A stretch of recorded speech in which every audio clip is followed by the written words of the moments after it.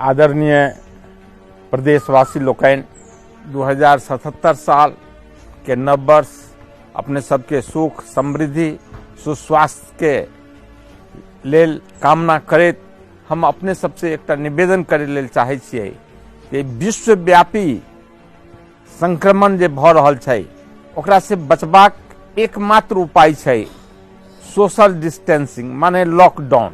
अपनो जीवन के रक्षा करी और अपन परिवारों के जीवन के रक्षा करी, समाज के और देश के सेहो जे छै से बहुत नीक ऐसे कल्याण हेतै, यह निवेदन करे लेल चाहे छी।